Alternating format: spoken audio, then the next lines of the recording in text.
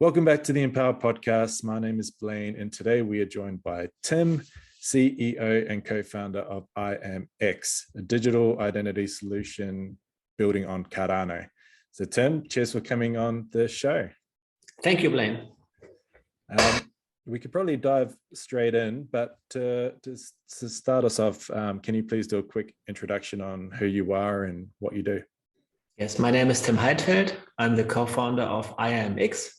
My business expertise and strategic know-how in the last 20 years is mainly coming from the e-commerce sector. They're from the so-called electronic marketplaces. So for real estate, for cars, for finance, for dating. And the past 10 years, I've been concentrated on the mobile phone telecommunication sector. Okay. And IAMX, can you give a high-level overview of what is IAMX? The solution that we are providing is that with our technology, you can treat the internet like you are logged in. This means that we are adding the layer of identity and authentication to the internet.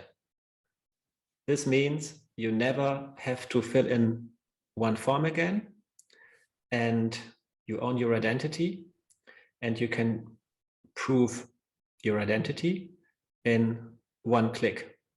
You really have to imagine a situation that you go to various websites and you can just, for example, if you want to purchase something, do this in one click without form filling and without doing a know your customer process. So this is the key solution. Our solution is you are treating the internet like you are logged in. Interesting. So you're treating the internet as if you are logged in. There's this layer on top of the internet, which has this verification sort of a layer.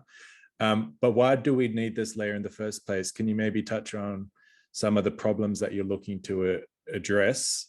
And then, yeah, maybe we can dive into some specific solutions to those problems. Yes, maybe we take a little helicopter view. Okay. And we look back at the development of the past maybe 40 years. Before Web 1, there was something called BTX, Bildschirmtext. This was like the first form of, peers to interact via each other. Web 1 was like the age of Netscape, and the main function there was to read content that is on the internet, and the internet is not built with a layer of identity and authentication. Web 2 is the age of Facebook and YouTube, and besides reading, it added writing, because all the content is basically user created. So what is Web 3? Maybe we have all read it in the newspapers. It's a very famous buzzword. Web 3 is adding the layer of identity and authentication to the internet. This makes it possible to do one-click fulfillment. This is the main differentiator. Why do we need this? I don't know how often, Blaine, you have typed in your name into various forms, also today. And natural persons, customers like you and me, they spend a total of 400 days in their life, 400 days each 24 hours, filling in forms and doing know your customer processes. And you can do, so much more valuable things in this time. The solution that we are providing brings the big benefit to the customer that you save this time and you kind of interact with various partners in a convenient way. And because the partners also save money, you also save not only time, but also money with the goods that you purchase because of the reduced costs that we enable with those partners. Interesting. So just to maybe dive into that one a bit more. So 400 days of your life, you fill in forms and do KYC. That, first of all, is a pretty crazy statistic, and it makes you kind of want to question all your life decisions if we're spending that much time filling in KYC. So if we can do a one-click sort of a solution, we save time. And if there is a platform which is doing the KYC, because the user is saving time, they can drop their fees, which would then be those savings would be passed on to the user as well. Is that what no? Let's say we look at a standard e-commerce company, and this is maybe one of today the biggest markets regarding revenues in the world, and they have two cost areas. The lower cost area, the more easy to understand, is what are the costs for a know your customer process. And if I take an example from Europe, and I look, for example, as continuous obligations or banking products, and it needs to be in a very diligent manner, the costs amount to about $10 or 10 euros. This is not something that the customer pays. This is something that the verifier pays. And this is, for example, the so-called post-ident or video ident, where real persons are involved. So with our technology, you save $10 for every customer that you onboard. And this is money saver number one for every verifier that needs know your customer processes. Cost area number two is, if you have an e-commerce website, the question is always, where do you get the traffic from? And then you learn, okay, traffic and visits, they cost money.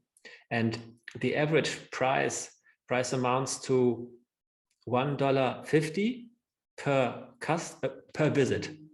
And the average conversion rate in e-commerce is about 2%. 2% means that you need 50 visitors for one sale. 50 times 150 is, so you have 75 euros of customer acquisition costs. And if you then look at the website, you see the product, then you come to a form, you type in Blaine again, and then you do your customer process. And on this way, you need so many customers to enter the funnel from the top, because not everybody completes, because they don't have so much data right now to fill in. Maybe they do not have their passport. And so the solution that we have has an effect on the conversion rate of 2.5. This means an increase from 2 to 5%. This means you do not need 50 visitors anymore, but 20. 20 times 150 is 30 euros. So you save 45 euros compared to the 75 euros that you had before. And this, combined with saving on the know your customer process, is that you save 55 euros per transaction. This is massive. And let's say you as an e-commerce company say, okay, I would like to give 50% of this back to the customers. So I have a benefit regarding my competitors in mass onboarding new clients. I can do this without that my margin decreases. It's still higher because our simple solution has saved so much money. Interesting. So from the business perspective, so a business that needs to go through the process of KYC, they would save money on identity solution like IAMX, where they don't have to do, you said it's, I can't remember the numbers, but that's a cheaper process. Yes, because it's a reusable know your customer process. And the second one is reusable form filling. And this increases the conversion rate. And then you need less visitors to purchase for one sale. And this is even the higher savings. And then the verifier can say, okay, therefore I can reduce the price for my products, for my services, for my whatever, to the customers that onboard via IAMX Identity. Yes, I see. And that's where the user savings come into play as a byproduct of that. Okay, gotcha. Yes, correct. Gotcha. Okay, so those are some of the problems that you're solving. Could we maybe explore some of the specific use cases for this? So implementing this sort of a technology. I know, like, we're obviously in the crypto space, in the Cardano space. I know an NFT recently, I forget the name of the actual project. I think it's Teddy Troops. They implemented your sort of a technology. So that's one interesting use case. What are some use cases for this, maybe now, and then also like in the mid to long term as well? I think the biggest benefit is being derived from providing a technology that makes it possible for the customer, for the holder, that he can treat the internet like he is logged in. And this then results in the benefits that I just mentioned. This means that basically every e-commerce transaction will change how it is done now, because form filling and know your customer process are not needed. So the use cases there are all the business cases that are in Web 2 right now will be simplified by our technology. Number two is, if we are able to deliver identity in the control of the holder, it is also possible to connect not only you as a natural person and not only companies to the internet, but also assets.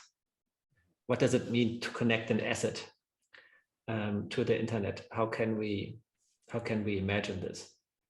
Let's say there would be a solution, if you have a real estate, to take, for example, the real estate, because it has such a value. And if you look at the development in crypto, stablecoins are, for example, very popular, and they are always backed with fiat. So it's euro or US dollars.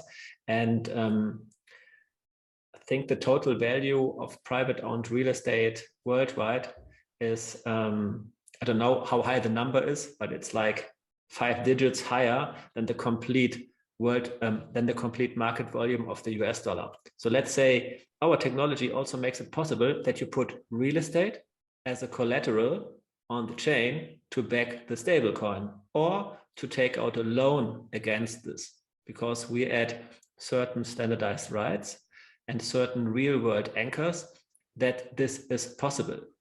And this means also that you can transfer assets in a new form and way. And you can also, for example, inherit or whatever. You can just interact completely different if it's possible for you to also control the assets that are in your ownership. Regarding the NFT identity, the motivation that we had there is that we see NFT identity like a mid-term goal.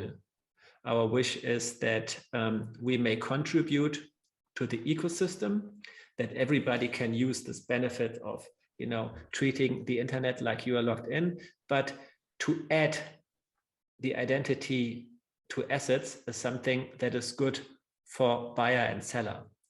The seller, so the creator, has the benefit that he can verify that he is the creator. So this is good. The purchaser likes this because there's basically zero fraud, because it is proven that this NFT has been created by a certain creator. So this adds trust, and this also adds value.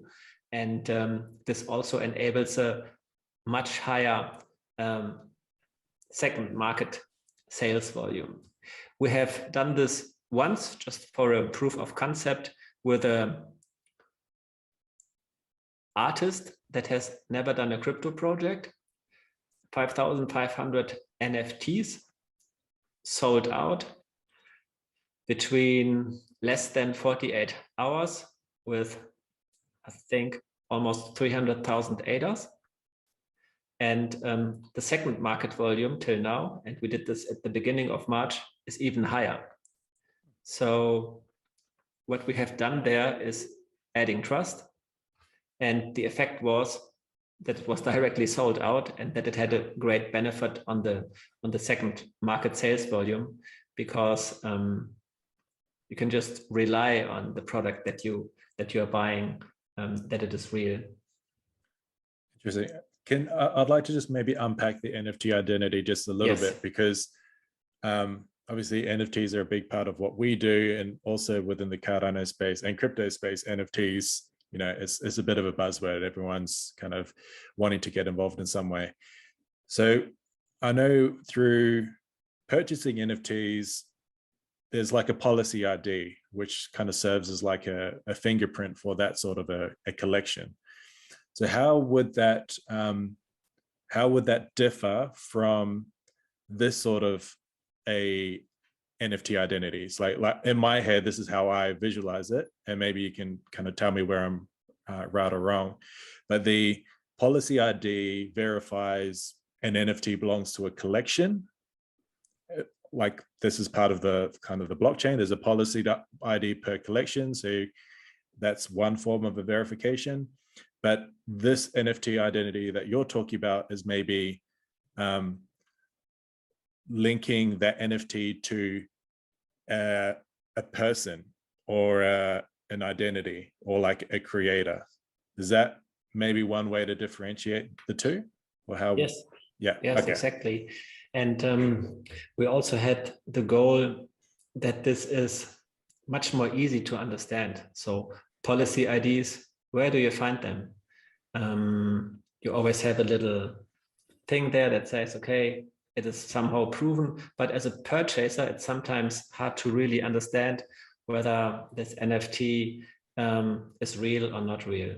So the solution, I think, should be that it's clear and easy to understand who is the creator, and that it's clear and easy to prove the authenticity of the NFT.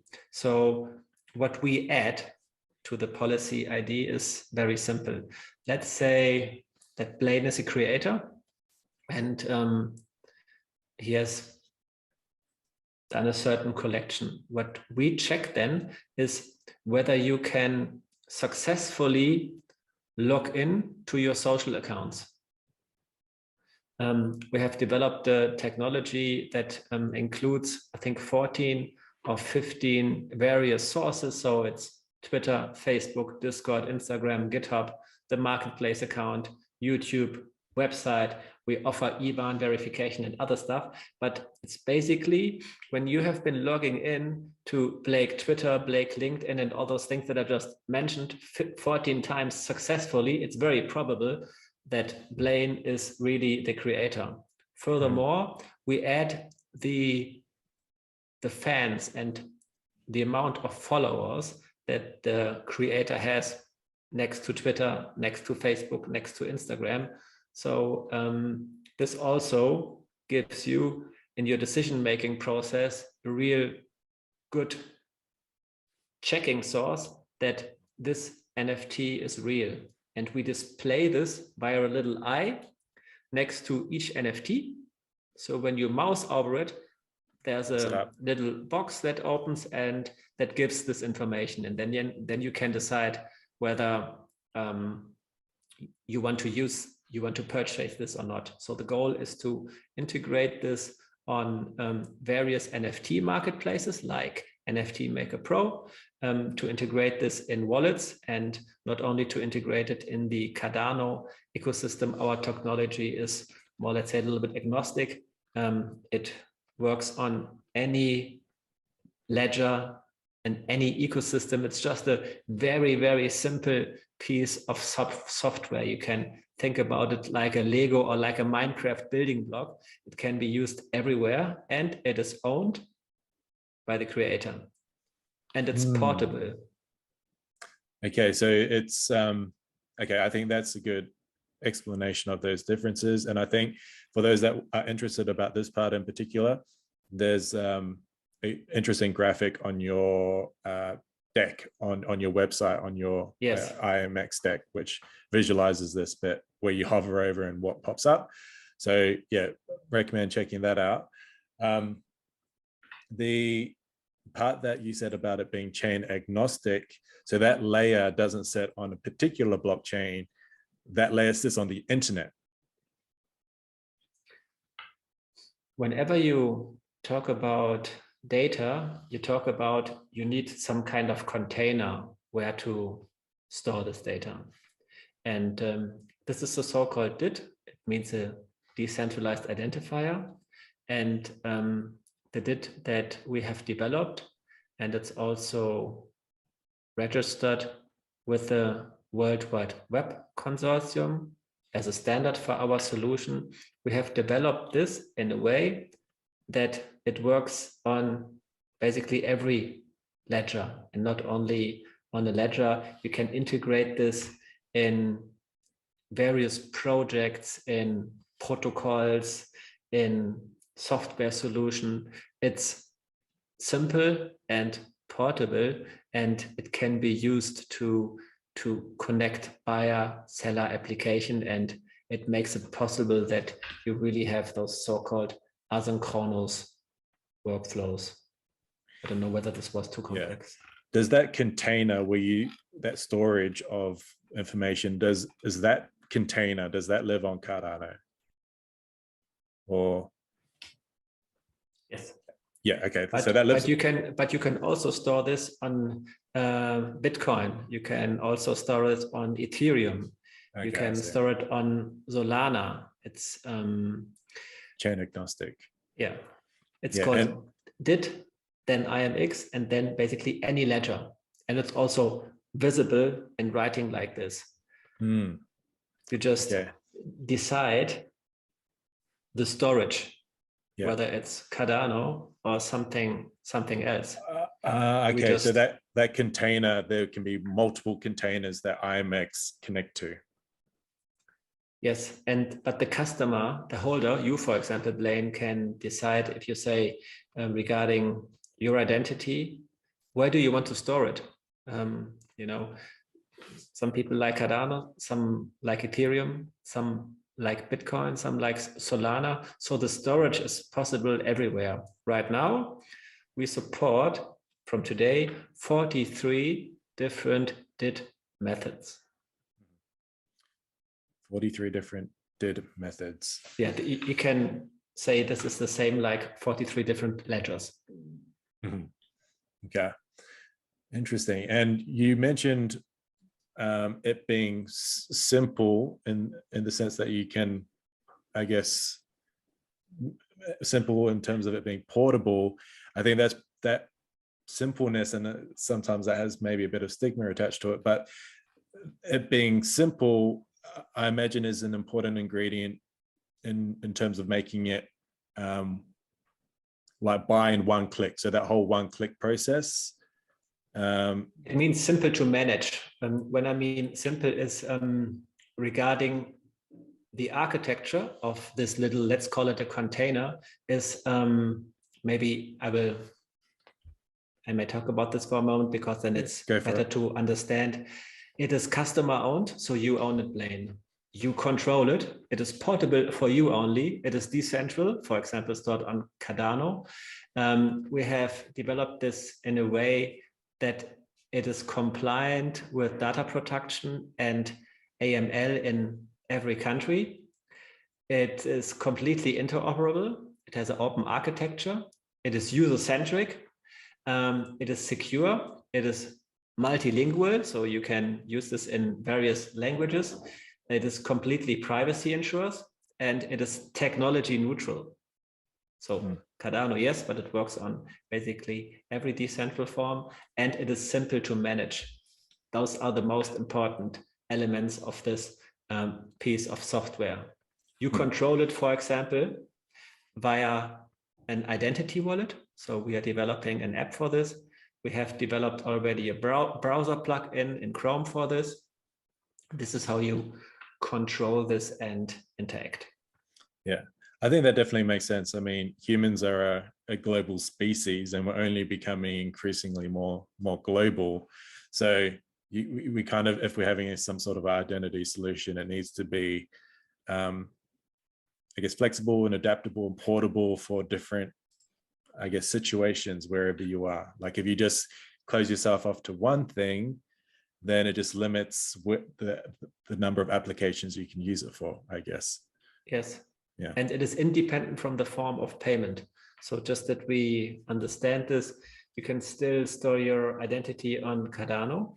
We like Cardano. We have started with Cardano, but you can also use this in an Ethereum ecosystem, because it doesn't substitute the payment. It is just the proof and the verification of identity. Gotcha. Okay, I think I've wrapped my head around it a little bit more. What about the roadmap? So what does the roadmap look like for you guys? We are a very young company. We have been founded in November 2021 regarding the legal entity that we have set up in Switzerland.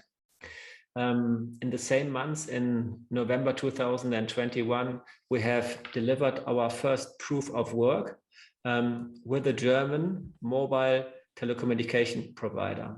Proof of work means that we just talked about this one-click fulfillment. That was one click. 3 days later, you have the SIM card in your post in your house. No form filling, no know your customer process again. And we have done this live. So this was our proof of work in November. In December, we have filed intellectual property regarding our verifiable credential set containers, because they are GDPR conform and they are basically accepted by most of the verifiers. Some states require certain catalog checks where you need to apply first, but from the technology, it works. In January, we have completed building 10 biometric identity terminals. Each is 3 meters high, and they serve as an interface between physical world and digital world, and they provide biometric identity. And they also say goodbye to passwords. So no more keyword phrases and stuff. In March this month, we have been registered as a DID method in the World Wide Web Consortium. And also in this month, we have put NFT Identity live with the first project. And right now we are implementing this on certain Cardano projects, but also on projects on other ledgers. The goal that we have for the first half year regarding 2022 is to deliver NFT identity to more NFT marketplaces, to more wallets, and also to more ledgers. And for the second half of 2022, we plan to onboard the first 2 out of 49 telecommunication partners regarding their clients, because they have pre-authenticated data, and they will have the benefit to directly use this. So those are like the big picture milestones. And our the next 2 or 3 years, we will ramp this up to 49 telcos, including telcos means telecommunication partners, and also to implement this biometric identity gateway into various cities that we choose, because with only 500 terminals, we reach 1.6 billion people, because the 500 biggest cities contain 1.6 billion people. And this also drives a benefit there to be completely independent of the issuer to put the identity on the chain, because you have a hardware solution where you can go to, and it is 100% free for you and me, for the customer. Yeah, that biometric gateway is a really interesting idea. Like that in and of itself is, I imagine a lot of people would be interested in not having to worry about passwords and seed phrases, and they could just trust the uniqueness of their, whatever it is, your iris or your fingerprint or whatever by physical attributes you capture. What do you capture by, out of curiosity, from the biometric part? the two most important hardware elements and software elements of this terminal is the scanner and the biometric camera. Both of those hardware and software elements are used in Europe for border crossing.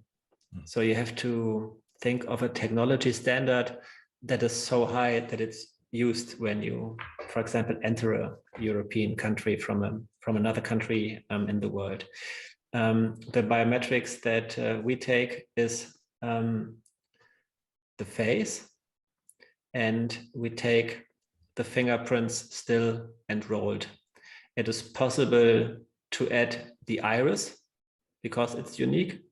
It's possible to add the signature, not as a form of signature like a piece of paper, but you can measure how fast the signature is done, how much pressure you put on the field. So each of those things that I just mentioned is basically a unique identifier. Your face is unique, your iris is unique, your fingerprints is unique. And we are putting them into an even bigger unique identifier because we chain them.